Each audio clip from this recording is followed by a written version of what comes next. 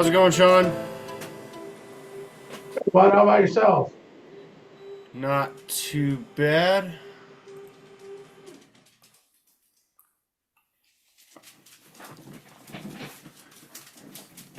What contract we going over today? We're still going to kind of just do overview for the rest of the changes, but we'll see if anybody else shows up. Okay.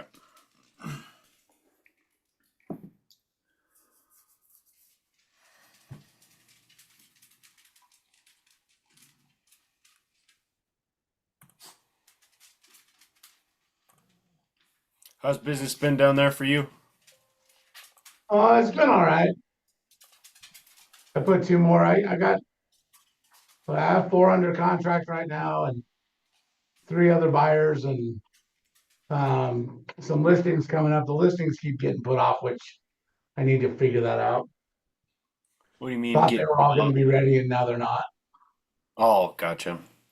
Yeah, I got three of those myself. And it's weird because before it was just like, yeah, I want it up in 2 weeks and Yeah. getting the photographer there and everything. And now it's like, I'll get to it when I get to it. I want you to sell my Yeah. home.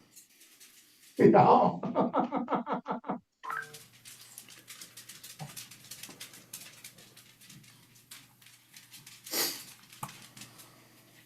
Have any many bites people? on your any bites on your 20 tract and 40 tract and that stuff yet?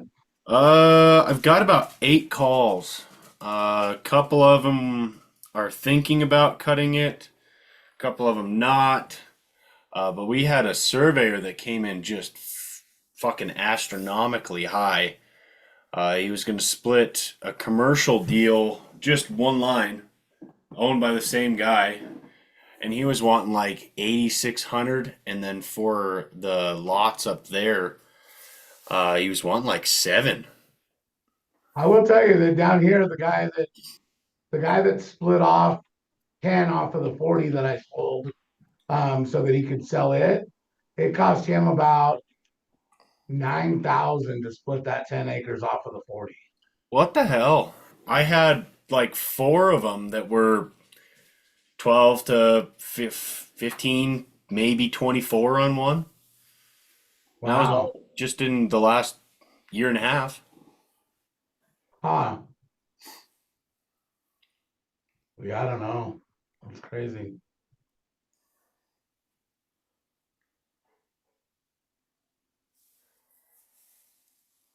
So how many listings do you got live? I will have two by the end of tomorrow, which are the same land ones that I had last year that are just a relist. And then I don't have anything else right at the moment. I have about seven sitting there waiting to go, but they're not ready to put them on the market yet. Well, you just sell stuff so damn fast. Nah, no, dude, I've been short on listings now for a little bit. Somehow staying alive with buyers, but Yeah, my buyers haven't done shit for me. I think I've only been able to get two, well, one under contract and one was a sign call. So if I wow. didn't have listings, I'd be royally fucked. Yeah, agreed. Yeah, anymore, like all of my buyers get so fucking picky that it's not even worth servicing them right now for whatever reason. Huh.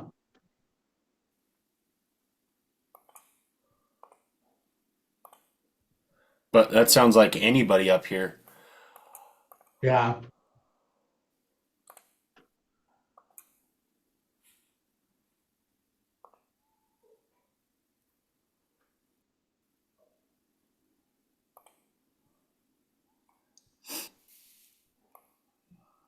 Got any big ones coming up with your two that you got? Um, I mean, they're so I've got one here and one in Laramie that'll both be 500 plus. I've got one in Laramie and one here that'll be probably somewhere in the 350 to 400 range. And then I've got another 350, another 360, and then a couple of smaller ones like under 300. So nothing huge. I like the $1 million ones, but I don't have any of those right now. Uh, I love how you say huge or medium size ones at 500. I'd be jumping joy for a $500 one right now. Right. But I got some big ones that just aren't selling, mainly land. Yeah. We'll have a big commercial coming as soon as we get that survey deal figured out. A big residential, 920, couple 400s, like four 350s, and then some really low ones. Two 200s, and then like three 150 to 225. It's all right, man. Stack them up, dude. They all pay, right? Yeah, and right now, shit, anything under 200,000's like gone. Right. Yeah. No, agreed. All right. So I guess it's going to be just you and me. Has this been how it's, or is this how it's been for the last couple of them? Well, yeah. So, and this is I'm gonna have to get communicated. I'm just gonna have to get this out to everybody. So, one is that these forms aren't available yet, but as soon as they are, we're expected to use them. So they'll be live in Dot Loop and all these other ones sometime by the end of May. Okay, So we've got basically 20 days before they'll probably be active. But then once they're active, then you won't have any of the old ones. So they fixed a lot of the pain in the neck stuff. Like they gave us all the lines back, all the line numbers. hmm. So now you can reference all those. This is a new form. I don't know. I think you and I talked about this one before, but we've been putting this clause in basically, but the Wyoming Realtors basically said we're going to give you a whole form for it. So it's just another CYA form that says, "Hey, look, I'm just a realtor, not a surveyor, not an electrician, not any of those things." And then every form you see now will say where you're supposed to sign instead of saying broker, it'll say licensee for brokerage firm.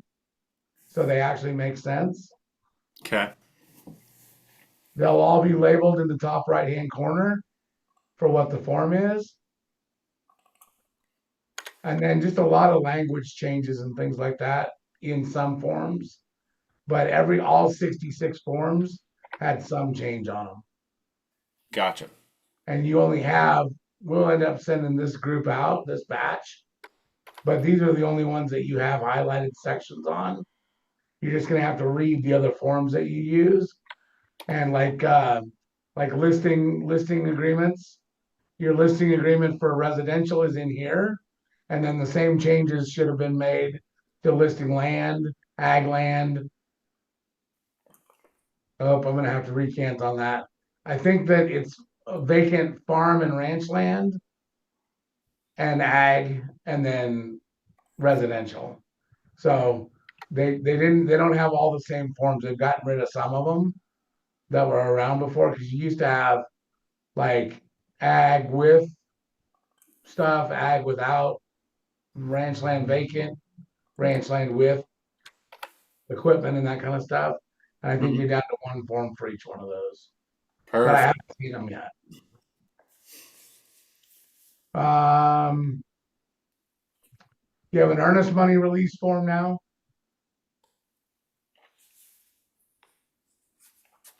There was no real agreement form before. We were just saying, hey, look, if they signed the release of contract, it says that we should get our earnest money back. This And one's we do actually that an at the agreement title form. company. What's that? The title company has a form for us down here or up here. Gotcha. This one is now, you should probably use this one, but because this one's the realtor one that's approved. But yeah, this is an agreement one because that's what title companies were complaining about is that there was no real definition on the form that said, hey, you guys are agreeing to give your title or give your earnest money back. What it said is, hey, we agree that this is out of contract, and we know that that says that the statute says you should give it back, but we haven't agreed to that. This form's an agreement form. If your title company's got one you like, it's fine to use it too. But Okay. you will now have an agreement to amend or extend, and an addendum for every contract. So listing agreement will have an addendum and an amendment. Purchase agreement will have an addendum and an amendment. Your right to buy contract, your buyer's agency will have an amendment and an addendum to it so that you can use something to add to in an addendum or amend in an amendment so that they're legally all correct. Gotcha. Um, again, tells you the same thing. Use this form to change existing information. And this is the same thing we've talked about for quite a while, right? Trying to use an addendum in the right place and trying to use an amendment in the right place. And they're just Mhm. trying to get all that shored up. Vacant land property disclosure. We never had one before. I had always put that in the docs so that everybody knew what it was. But this is where it applies. Only if those three things all are true.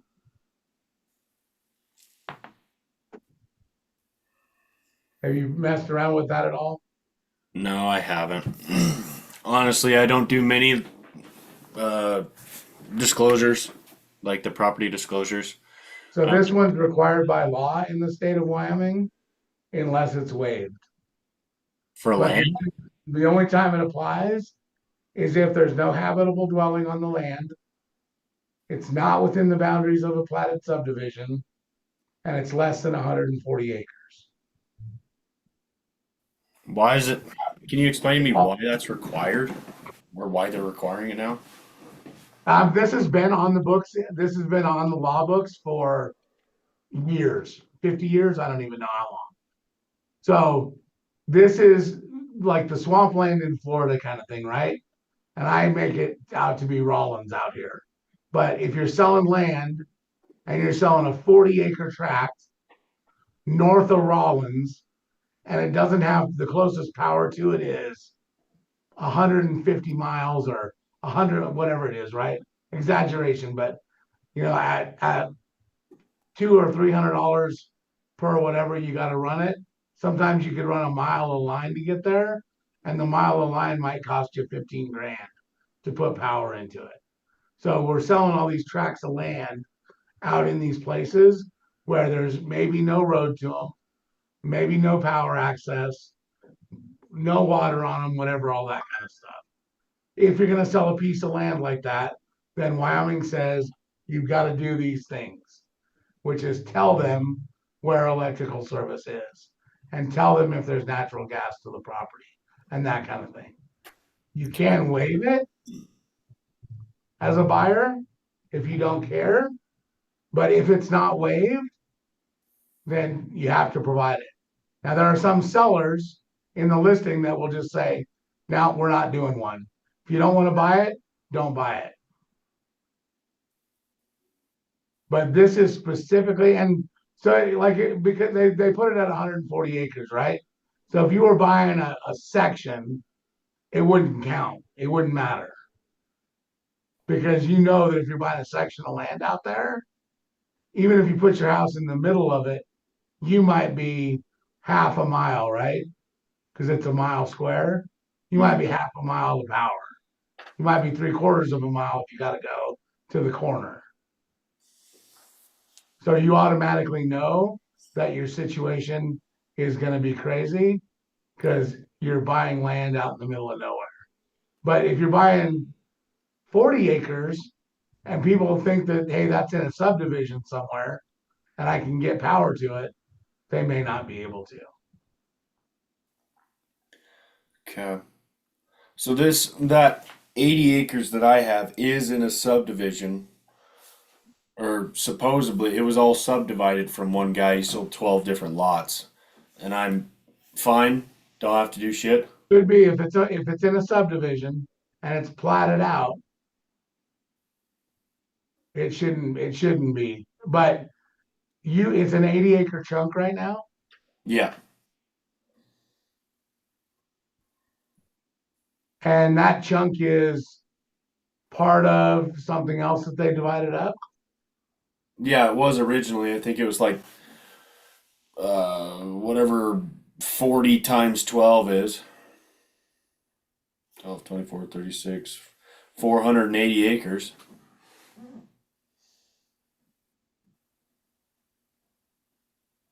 Did they name when they subdivided it? Did they name it something? And there's a No. plat map for it, No, actually, I don't think so. So I'd have to do that disclosure thing. possibly.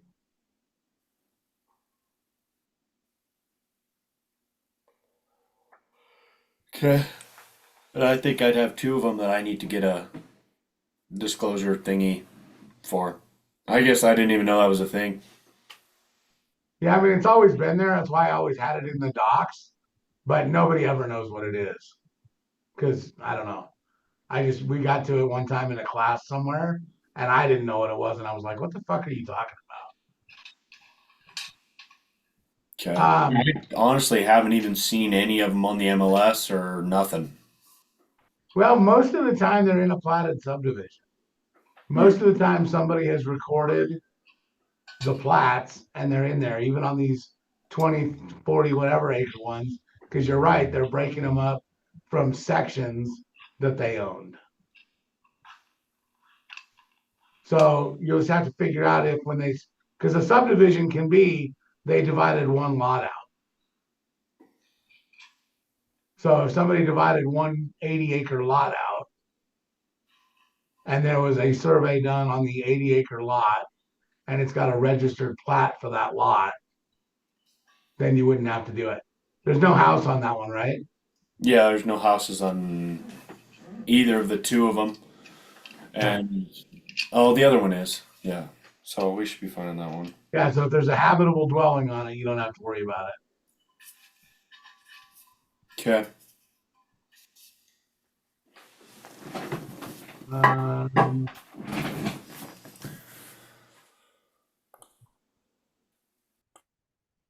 One of the other big things for you,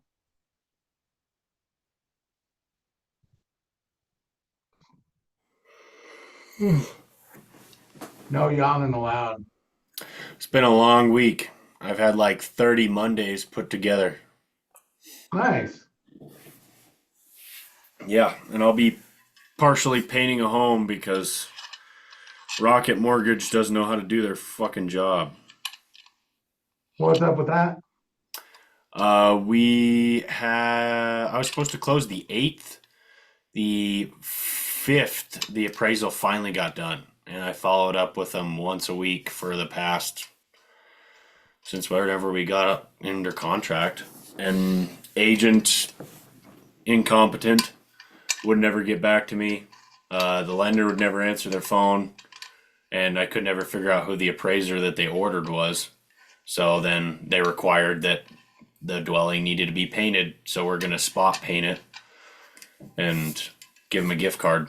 And hopefully we can close the 15th. So you got to get the appraiser back through there to approve it, though. Yeah, the appraiser, I told the lender that they need to order him for Tuesday. I'll get it scraped, 2 layers of whatever it is, not silicone, but the enamel coating. And I'm just going to paint the targeted areas. They can accept it or not accept it. We're following the appraisal. And then I'll just get them a gift card for 2 or 3 deals of paint. They can have fun. Gotcha. We had an FHA one time that the guy had paint in the house, but it didn't match the color on the outside.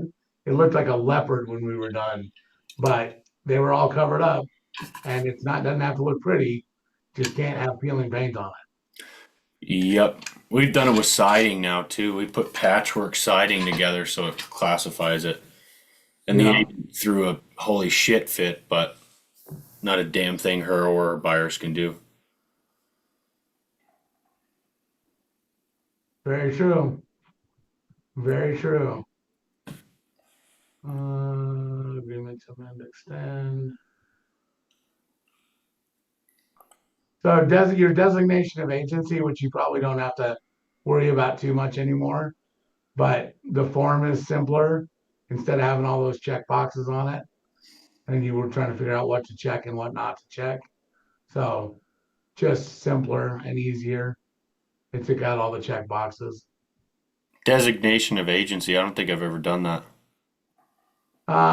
You used to do it, I think possibly when Julie was on the other side of a deal. We just did a consent in company transaction form. You guys were both intermediaries at that point. Yeah. Anytime that we were under the same umbrella after Faith had her deal with you, we Oh, did okay. it that way. I gotcha. Okay. Um, same brokerage disclosures. So I don't know if you fill out these hand sheets now that you're like banned from First American Title or whatever, but they put some more slots on it. This one in the buyer's good faith estimate. I So, used the Stewart one and I like that one a lot better. okay. Um, in the lead-based paint disclosure, they've got references to the contract if you choose a 10-day period. So there's some notes in there that says, hey, if they want a 10-day period to inspect, that's reflected in the contract, included in the contract to buy, sell. Um, they've taken all of your purchase agreements and listing agreements, and you don't have to put the city in anymore. They all say situated in the county of Laramie, Crook, whatever, Wyoming, and then commonly known as. So all your property descriptions changed. This, we were using basically this version before. Everybody else had initials next to the percentages that they were putting in. We never changed ours. We always had the check boxes. Um, Seller financing was added, and then they got rid of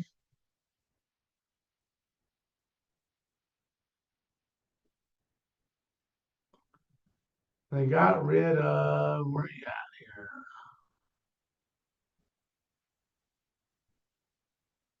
Oh, right there. So where you used to get existing financing in your listing contracts, they've taken that out. All I told people last week is just please don't forget to have it. It just was a great reminder in the contract to have that conversation. Second loans, WCDA, Welcome Home Wyoming, second mortgage that they took out to buy the boat, whatever the case is.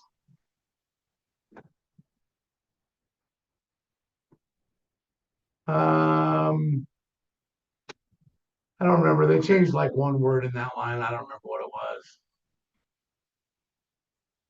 Pretty straight up though, I think. Everybody was crying about having something like this on there. So this says closing agent. So this is just the closing agent's fee, which like down here is 400 bucks, less if it's cash. We typically use split between buyer and seller evenly. Apparently everybody wanted each to pay their own. So they added that on there. Use it if you want to. Don't use it. Doesn't matter. Shit. Items included in purchase price, non-fixture items included, so personal property, they put a slot on here for. That didn't used to exist. Okay. So on that closing cost deal, now I have to write in the price rather than say split 50-50 between the buyer and seller. Dude, you use whatever you want. I'm going to continue to use split evenly between buyer and seller. Okay. Perfect. I mean, I don't even know what else it would be, right? So if there was an additional fee added on that was like a extended title coverage or something, it wouldn't even be in this slot. This slot's just for the fee that the company charges. So maybe if you had a remote closing and somebody had to pay a remote closing fee somewhere or a notary fee, they would add that in here and then it would be each to pay their own. But yeah, to me, if it's just that fee that we're splitting, it might as well be split even. So I don't know. If I find out other reasoning behind it, I'll let you guys know. But I don't have any other reasoning behind it. Okay. Non-fixture items. They did add back in propane. So they just made a statement instead of saying, yeah, we want to keep propane. No, we don't. Yeah, we want to charge for it. No, we don't. Our contracts now just say that the propane and other heating liquid is included. Okay. You can always line it out. You can always put something else in there. But right now, the standard is that the heating fuel comes along with the house. They added if you currently own it as a married couple by intent or tenants by the entirety. That was not on there before for how they have ownership currently. Closing and possession. This is on the listing agreement, and we used to put a date and a time in there, and everybody just usually put at closing and picked a PM or whatever. So this one just says possession will be delivered as mutually agreed upon between the buyer and seller. The listing agreement didn't used to have this definition on it. It does now for closing.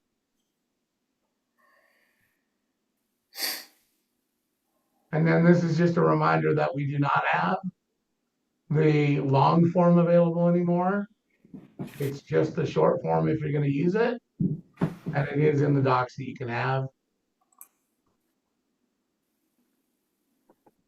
Um, it changed a little bit of wording in here, but basically just highlighting the same thing and making sure that everybody understands that it has to be a mutual agreement to give earnest money back to anybody. Gotcha. They added disability in. It used to be physical and mental, something else, but they put disability in to make sure it matched with the fair housing stuff. Um,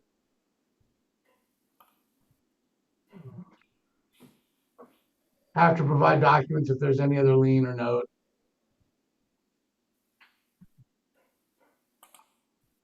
And then all of these definitions were in the purchase contracts, but they were not in the listing contracts. So they are now. They added mortgage verification because you're not doing the discussion above.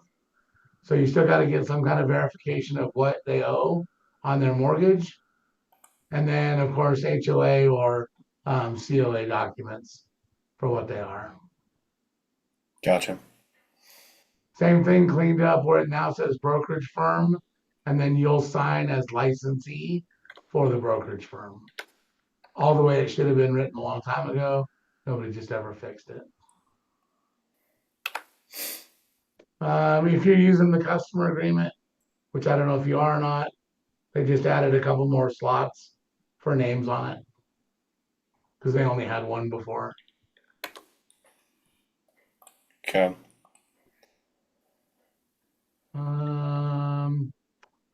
Here's the other professional advice and services costs.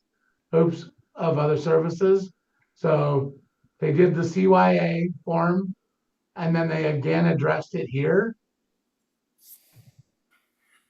And this is in your right to buy buyer agency contract. So if I was going to do it, I would have this conversation when I did buyer agency, and then I'd have them sign that other form when you get ready to do the actual purchase agreement so that you're having the conversation both times.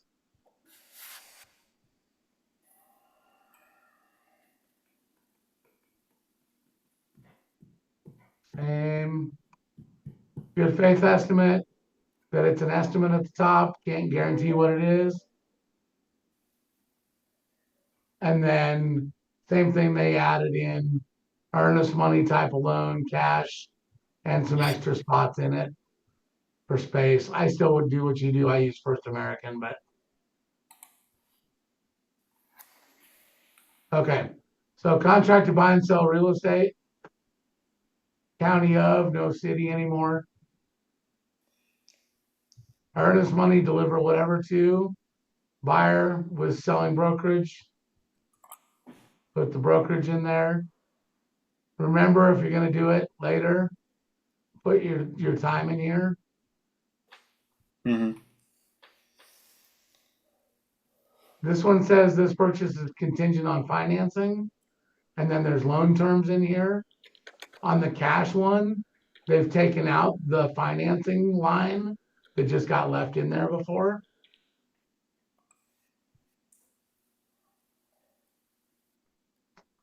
Lender appraiser inspections.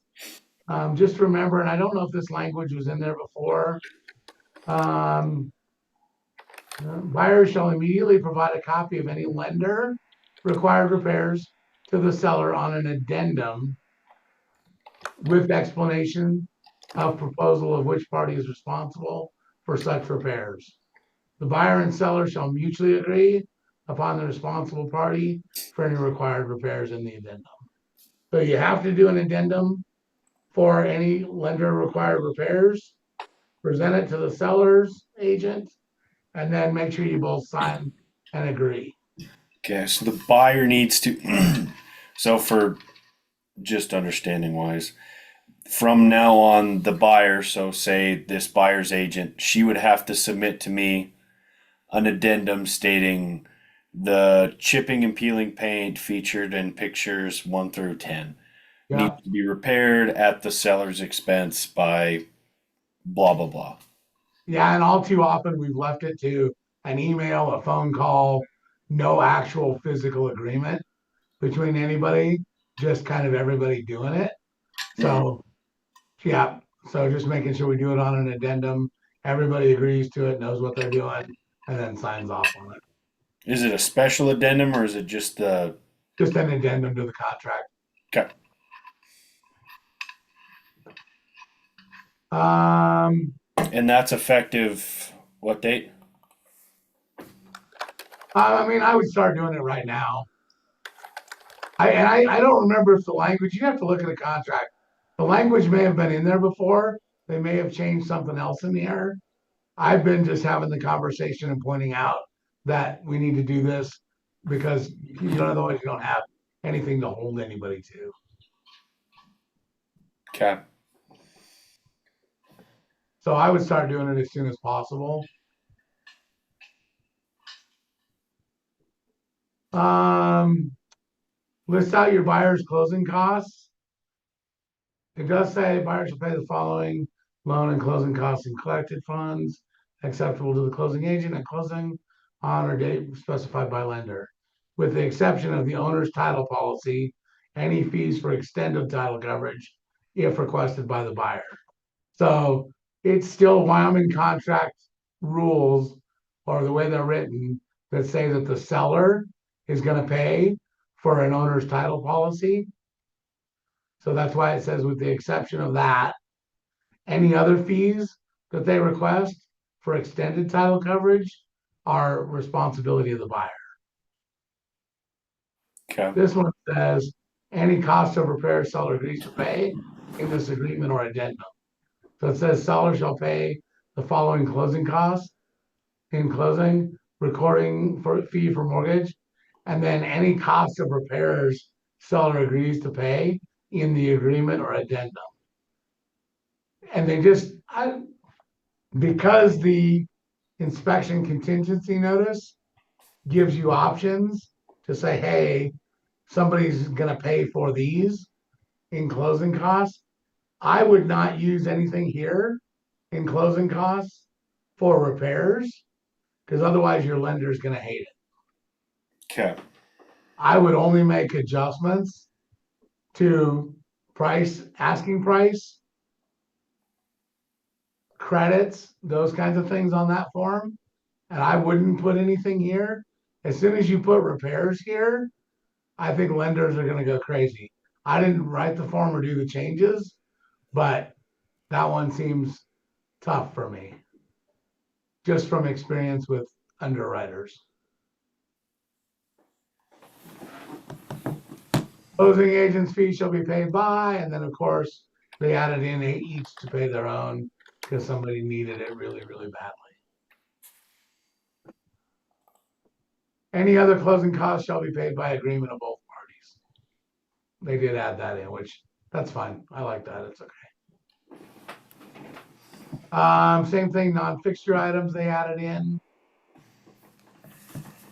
So on the title commitment, we used to put 5 days and 5 days. So they just did title insurance commitment by, and we'll give them a date, right? As opposed to giving them like 5 days. Or you could do 5 days after mutual acceptance, whichever one you want to do. And then when you get it to the seller or to the buyer after closing, then within, and you can just put 5 business days again or whatever, that you get to check out the exceptions and encroachments and all that kind of thing. So that's kind of it looks a little different, but it's basically the same as we were doing before. Deadline to get the title commitment, or either 5 days or 6 days or whatever after mutual acceptance, or by a specific date. And then whatever date, whatever how many days you think they need to get it checked out, get to an attorney, talk to title, whatever it is. The only other part that changed is in this section, we used to try and give them 5 days, 10 days, whatever, to make it merchantable. And they said, look, it may take longer than that. So instead of just picking at random a date, it just has to be merchantable by the time you get to closing.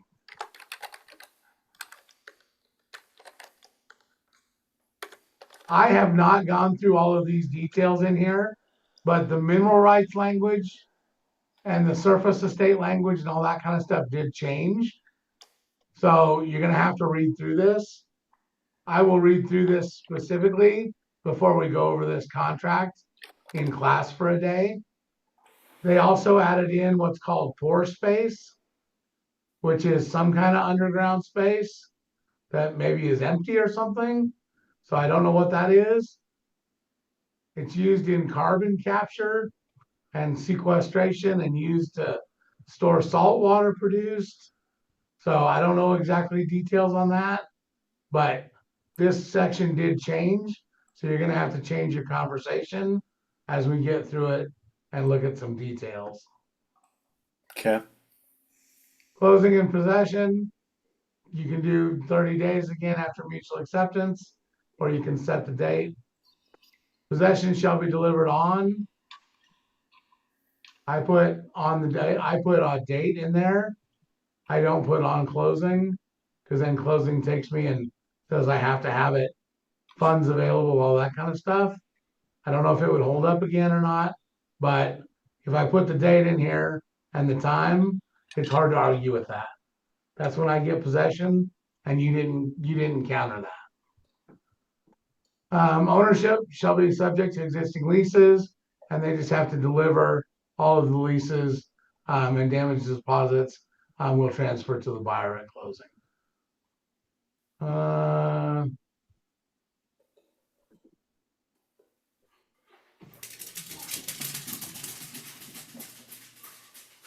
just telling them to ask if they have any questions about that. Property and all fixtures, appurtenances, and improvements. The big one that was added here, I think, is the buyer acknowledges that under the Wyoming Right to Farm and Ranch Act, stated in Wyoming statute, da da da da da da, ag producers have the right to utilize generally accepted ag practices without being deemed a public or private nuisance.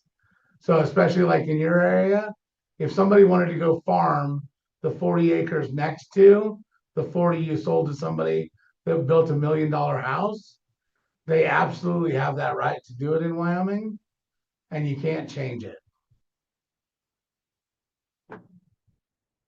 Okay. That's come up quite a bit lately down here. Oh, really? Yeah. People aren't buying that. People aren't buying the land out here to farm or ranch or do things with. So some of them are buying it and then they're complaining, and it's just a right by, it's a use by right in Wyoming. You can just farm or whatever you want to do. Some places don't allow that.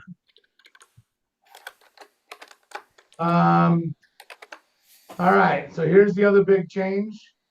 So they did add phase one and phase two and asbestos for kind of those mixed half commercial deals, I think. Insurance coverage, cost, and availability now is one of the inspections that you have to do prior to the objection deadline. So in that objection deadline, if you don't have your insurance by that date, the contract can be voided. Okay.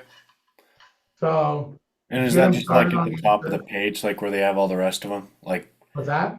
is that just on like page 3 where they have all the rest of them? Like inspection deadline, inspection contingency deadline, whatever else is on there?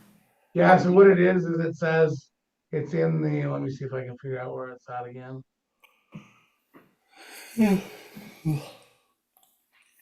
And you said all of these are going to be updated. Supposed to be by the end of May. Okay. Oh, okay.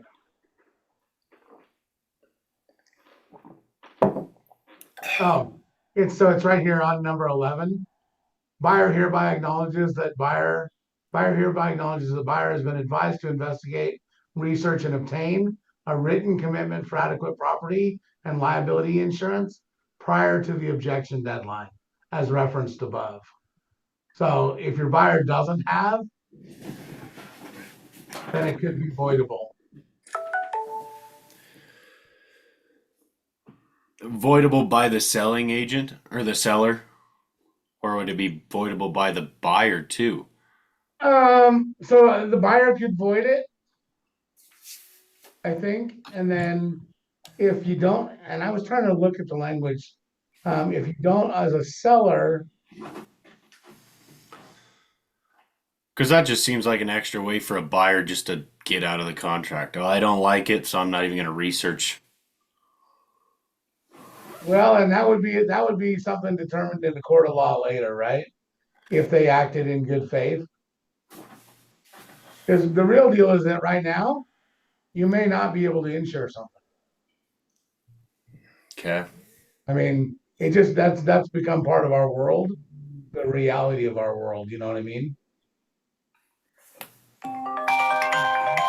So there's people right now that they might be able to get insured, but it costs them so much they can't afford the house anymore. Yeah. Hey, Sean, I gotta leave. You go do your thing, dude. All right. Thank you. We'll go over these. We'll go over them contract by contract. Hello.